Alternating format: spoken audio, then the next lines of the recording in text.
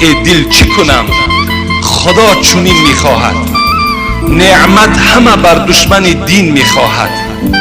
فرعون لعین نشسته بر تخت زرین، موسی خدا نان جوین میخواهد.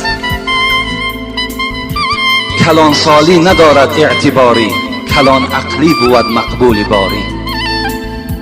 عطای فضل حق عقل از توفیق، به فرمان خداوندی موافق. کلانی خواهی رو معنی طلب کن، نه اینکه دل بریش و موی لب کن. که روح در ازل قالو بلا گفت، تنت در بستری شیطان چرا خفت.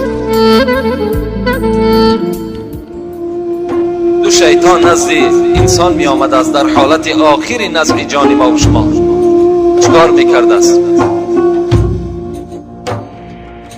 یکی از پره راست ما و شما می نشست است، یکی از طرف چپ ما و شما می نشست است. فالذی علی یمین علی صفت ابی، پیغمبر خدا گفتن آن کسی که اون شیطانی که از جانب راست شما نشستگی است در صورت پدر شما می آید. شیطان خودش را در هر صورت چکار میکند؟ داخل کرده میتواند. با صورت پدر شما می آید، در پهلوی راست شما می نشیند. والذی علی الشمال علی صفت امی، و اون شیطانی که در جانب چپ شما می نشیند صورت اون پیغمبر خدا گفتن به صورت مادرتان مبدل می گردد.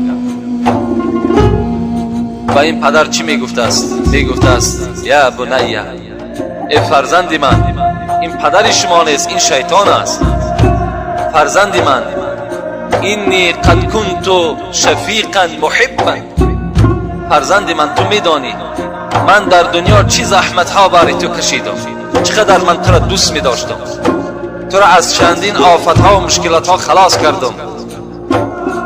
مادامی که تو بر من محبت داشته باشی، احترام پدر خود نگه بداری، میت علی دین نصرانیه، بر دین نصرانی از دنیا بگذر. دین عیسی دینی بر حق است، این دین محمد دینی باطل است. محمد خود پیغمبر نیست.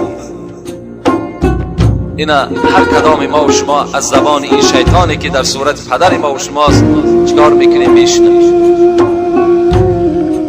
این تمام کرده است، غلبه شیطان دویم سر میشود که صورت مادر است. میگفته است فرزند من، بطنی لک وعاء، تو میدانی فرزند من همین شکم من 9 ماه بارجاگه تو بود. 9 ماه با تمام مشکلات و درد من در شکم خود تو را برداشته میگشتم. و صدی لک سقاء، این سینه های من برای تو ظرفی بود که از این آب می نوشیدی. و فخذی لک وطاء، این رانهای پای من جای نشستگاه تو بود. فرزند من برای تو بسیار مهربان بودم.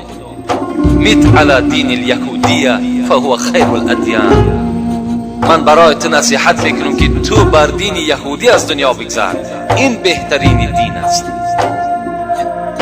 وای به حال اون بنده ای که در اون صورت رحمت خداوندی بالای او نریزد، یا دین نصرانی یا دین یهودی را یکی را قبول میکند، خاطر همون یک کاسه آب شیطان از دنیا به ایمان میگذرد.